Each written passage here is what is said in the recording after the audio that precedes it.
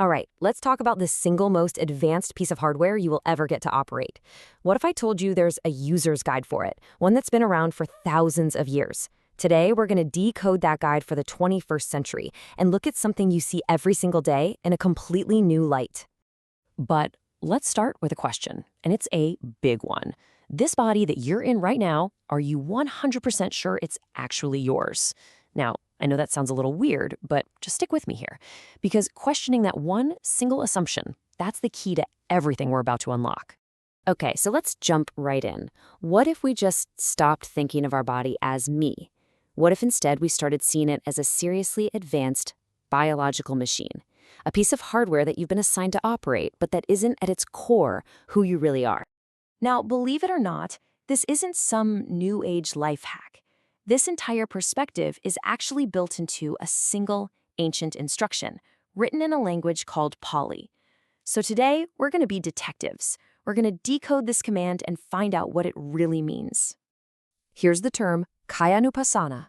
For centuries, people have thought this just means something like mindfulness of the body. But what if its real power, its operational manual, is hidden inside the word itself, like lines of code just waiting to be read? So let's break it down. First up, you've got Kaya. This doesn't just mean body. Its literal meaning is more like a collection of parts, or an assembly. It's not one unified thing. Then you have Anu, which means to follow something continuously, step by step. And last, Pasana, which is simple. It just means to observe, to watch.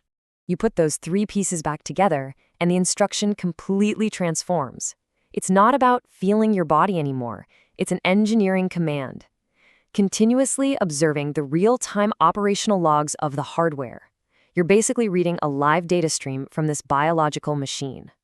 So the main takeaway here is that Kāyānupassanā is a technical skill.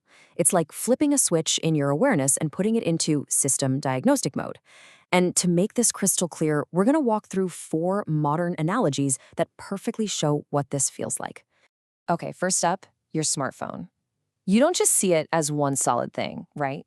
You can actually open a diagnostic app and see the live data from all its separate parts, the battery percentage, the CQ temperature, the sensor readings from the gyroscope. This ancient practice is exactly the same thing, but for your own body. And this shift changes your whole internal narrative. The thought process is no longer, I am breathing. It becomes an objective report, airflow detected at intake sensor. It's not, I am walking. It's, hardware location value is changing. You're shifting your whole identity from being the user to being the system analyst. Let's build on that with our second analogy. Imagine you're driving a car. A good driver doesn't become the car, right?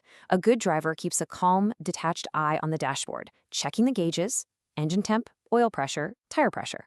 You're monitoring the machine's data without getting emotionally swept away by the ride. And the benefit here is huge. A sensation of pain stops being my pain, this terrible thing I have to suffer through. It's just data. It's a mechanical friction warning. A movement isn't my action. It's a positional displacement report. See, this creates a buffer, a space, so you don't get all tangled up in the hardware's drama. The third analogy takes this deconstruction idea even further. I want you to picture a massive, automated factory assembly line. You're watching from a security camera as all these individual parts just move down the conveyor belt. Each part is separate, it's distinct, it's just one step in a much larger process.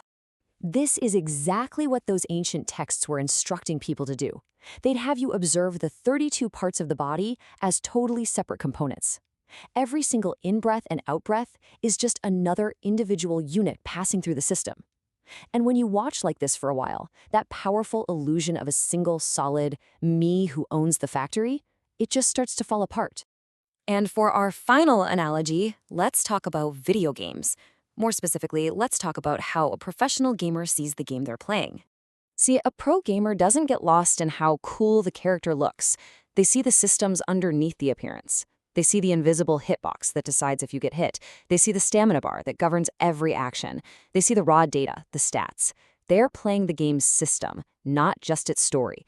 That is the exact perspective we're trying to build here. So, we've run the diagnostics, we've monitored the engine, we've watched the assembly line, and we've checked the stats.